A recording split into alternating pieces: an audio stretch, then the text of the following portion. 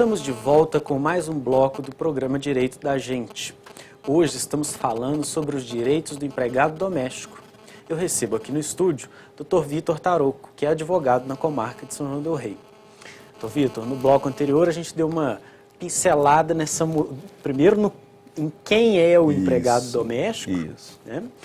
E depois uma pincelada nos direitos, nas novidades que foram aprovadas lá em 2013, mas que é sempre bom a gente renovar que é um assunto que ainda suscita dúvida. Agora, ainda entrando nessa diferenciação de empregado doméstico, regime de CLT, como é que o nosso telespectador faz para diferenciar uma diarista de um empregado doméstico? Essa é uma outra questão aí que tem que ser analisada com muito cuidado. Bom, vamos lá. A empregada doméstica é aquela que vai à sua casa todos os dias, ou pelo menos 3 ou mais vezes por semana. A Justiça do Trabalho já sedimentou um entendimento de que a diarista é aquela que presta serviços para você, assim como a empregada doméstica, por no máximo 2 vezes por semana. Ou seja, tem sempre alguém que pensa assim, vamos botar lá uma semana 2 vezes, na outra semana 3 vezes, uma semana 2 vezes, na outra... Não faça isso, que o seu risco de ter o vínculo dela reconhecido existe e ele é grande. Então, o que nós aconselhamos é que para que seja considerada uma diarista, a pessoa, o empregado ou a empregada não pode trabalhar para você por mais que 2 vezes por semana. Passadas 2 vezes por semana, o seu risco de ter reconhecido um vínculo perante a Justiça do Trabalho é praticamente certo. Então, a diferença está aí, né? A outra coisa também, a diarista, ela não tem o limite de jornada de trabalho previsto de 8 horas. Então, às vezes, a diarista, ela vai na sua casa, você vai pagar ela um valor X, ela vai fazer o serviço todo em 2 horas, 3 horas, 4 horas, 8 horas, 10 horas. Vai depender do tipo de serviço, de quantas vezes ela vai para você e de quanto você está pagando. Mas a grande questão, a grande diferença é o número de vezes trabalhados na semana para o empregador. Isso difere a empregada doméstica da diarista. Lembrando novamente, 2 vezes no máximo por semana diarista. Mais que isso, quase certo que empregado doméstico. Perfeito. Dr. Vitor, nós recebemos uma participação aqui de um telespectador que não quis se identificar, mas eu agradeço a sua participação. Ele está dizendo o seguinte, ele trabalha num lugar onde o patrão viaja em determinadas épocas do mês e quando o patrão viaja ele não trabalha. Só que aí depois o patrão desconta esses dias não trabalhados nas férias. Entendi. Quer saber se isso é correto, se não é? Eu fico à vontade para fazer a pergunta para o Dr. Vitor, gente. Não está dentro do tema, mas é porque o Dr. Vitor está acostumado com a área. Vamos lá. A questão é a seguinte. A gente tem que lembrar que empregado doméstico também tem direito a férias de 30 dias aí, no caso da jornada de 8 horas diárias. Se for a jornada parcial, as férias, o número de dias de férias vai depender do tanto de horas que esse empregado trabalha por dia. A questão é a seguinte, o empregado doméstico, para que ele tire férias, ele tem que ter um período, as férias podem ser divididas em 2 períodos e um período ele não pode ser inferior a 14 dias. Então, você tem aí 14, 16, ou então 20, 10, vai depender da situação. A grande questão é a seguinte, para que você possa descontar esses valores quando da viagem, para que o patrão possa descontar, foi o empregado que perguntou, não é isso? Para que o patrão possa descontar, o empregado tem que ser avisado de que ele está sendo colocado em férias e tem que receber essas férias antecipadamente, assim como acontece com todos os seletistas, incluindo-se o terço legal. Para que esse desconto seja legal, o empregado tem que ter ciência de que ele está entrando de férias. Não basta simplesmente, então ficaria muito fácil, né? Todo fim de semana o patrão viaja para uma outra cidade, dispensa o empregado e vai descontando as férias picadas. Não, isso não pode acontecer.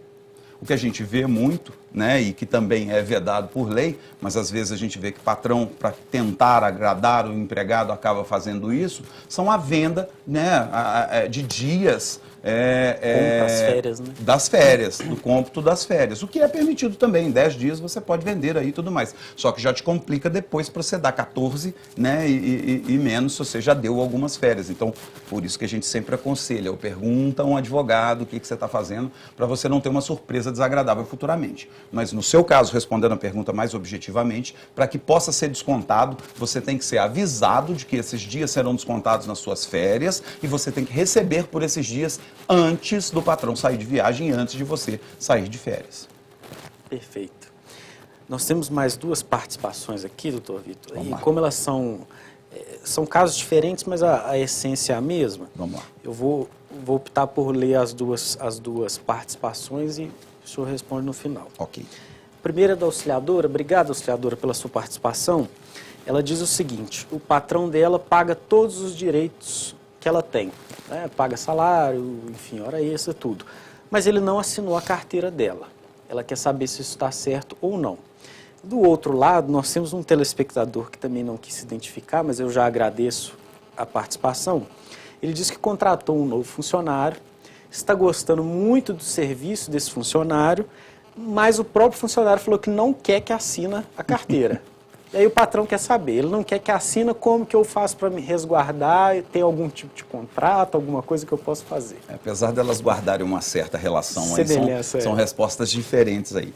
No primeiro caso, onde a empregada não tem a carteira assinada, né, e disse que recebe todos os seus direitos, você está equivocado, porque acontece o seguinte, você está deixando de receber FGTS, né, você está deixando de ter o direito ao INSS em caso de, ao seu acidente de seguro, caso você tenha, seguro acidente, me desculpe, caso você tenha algum acidente de trabalho, né, você está deixando de ter vários direitos garantidos aí. A única coisa que o patrão está fazendo é pagar o básico, né, que é férias, 13º, hora extra, ponto final. Então, FGTS, você está fora. Se você tiver direito ao seguro-desemprego, que para empregado doméstico também é diferente, o empregado doméstico tem que ter pelo menos 15 meses trabalhados para que ele tenha direito a 3 meses de seguro-desemprego, que é o máximo de parcelas que são pagos, com um salário mínimo cada mês de seguro-desemprego. Então, quer dizer, engano seu ao achar que seu patrão está te pagando tudo, todos os seus direitos, apenas não assina sua carteira. Para o empregado doméstico, juntamente com a assinatura da carteira, vem outros diversos direitos, que caso não haja essa assinatura, o empregado vai estar prejudicado. Em relação à outra pergunta, que era o empregado não quer que assine a carteira dele. Bom, a previsão legal que você tem para assinar a carteira é de 48 horas. Você tem que assinar a carteira daquele que começou a trabalhar para você em 48 horas. Não importa se vai ser em contrato de experiência, não importa se vai ser contrato por prazo determinado, apenas para cobrir as férias da sua empregada que saiu, não importa se é por prazo indeterminado. O prazo legal para a assinatura da carteira é de 48 horas. Então, se o empregador não faz isso, o empregador está em mora. E quais são as consequências? Diversas. Você pode ser multado pelo INSS, tem uma multa prevista em lei de um salário mínimo caso você não assine a carteira do empregado. Então, eu não te aconselharia. É muito bom? É. Mas por que ele não quer assinar a carteira? Alguma coisa tem de errado aí. Possivelmente ele possa estar recebendo seguro-desemprego de forma indevida, porque já começou a trabalhar de novo. Se ele está fazendo isso com o antigo patrão, pode acontecer com você também. Então, são coisas que você tem que pensar aí direitinho. O que eu aconselho é assine a carteira o mais rápido possível. Inclusive, é muito comum a gente ver a pessoa aposentada por invalidez. Trabalhando. Né? E vai trabalhar. Trabalhando, pois é. Só que as coisas hoje estão mudando, graças a Deus, né? E a gente vê aí que o INSS está cada vez mais vivo em relação a isso. Então a gente vê, tanto é que agora aqueles aposentados por invalidez ou tudo mais têm que fazer aí exames periódicos para comprovar a sua condição de invalidez. Né? Mas se houver algum tipo de denúncia do empregado aposentado por invalidez trabalhando, você pode esperar que vai chover processo aí com facilidade do governo contra você. Ainda mais nesse período de nessa turbulência toda, econômica, nessa turbulência, né? toda, o governo precisando cada vez mais de dinheiro, para ele é lucro. Né? Além de ser um crime. Né? Sim.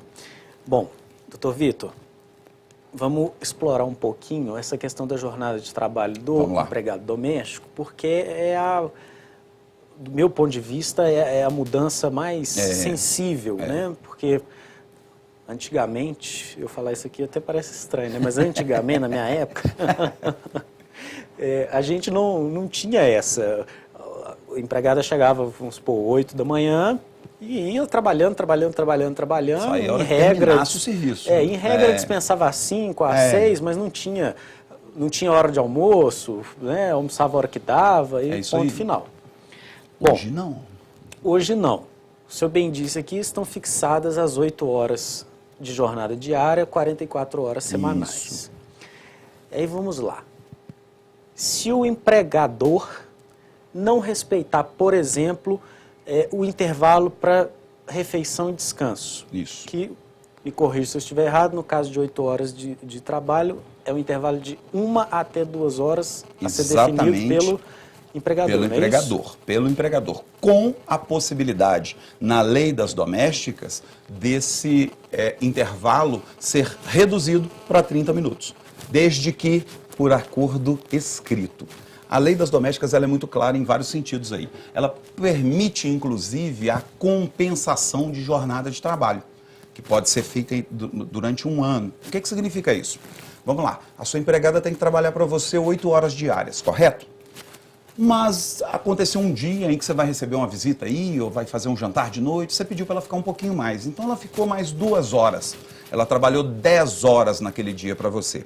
Você tem a opção de, nos próximos dias, dar a ela uma folga de 1 hora no dia seguinte, mais 1 hora no outro dia, para compensar esse horário a mais que ela trabalhou para você no dia anterior. Para não pagar isso como Para hora extra. não pagar a hora extra, né? No caso da hora extra, quanto que ganha, quanto que é o pagamento de uma hora extra?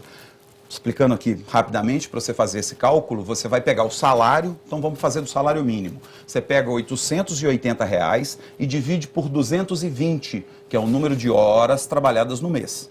880 dividido por 220. Eu não fiz matemática não, mas vai dar o quê? 4,40? É isso? Faça a mínima ideia. Faz as contas aí depois. Você vai chegar no valor da hora normal. Da hora normal. 8 horas por dia, você vai ver que ela ganha tanto por hora. Muito bem. A hora extra, você pega essa hora e acrescenta 50% desse valor. Então, esse é o valor da hora extra. O valor da hora extra não é aquele valor da hora normal. Ela tem um acréscimo de 50%.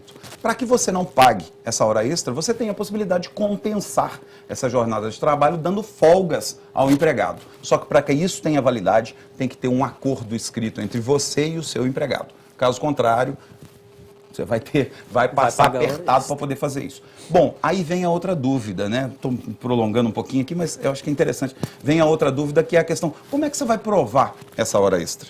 Como é que o empregado vai provar a hora extra? Aí vem a grande julgada. Se você não tiver um caderninho de ponto, você é que vai ter que provar que ele não fez a hora extra, porque a obrigação é sua de anotar o ponto segundo reza a lei.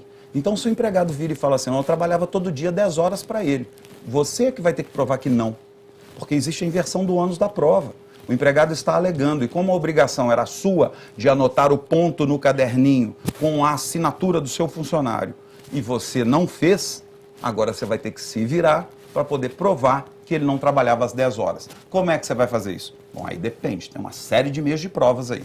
Tem testemunha, tem alarme, tem câmera, tem tudo mais. Quem tiver isso, tudo bem, pode ter até um resguardo. Quem não tiver, vai passar aperto. Vai pagar por aquilo vai pagar que não conseguir provar. Exatamente. Bom, nós vamos para um breve intervalo. E se você tem alguma dúvida sobre os direitos dos empregados domésticos, mande sua pergunta para nós pelo telefone 3372-3720 ou pelo celular 99972-1640. Lembrando que o nosso celular recebe mensagens via SMS e WhatsApp. Voltamos em instantes.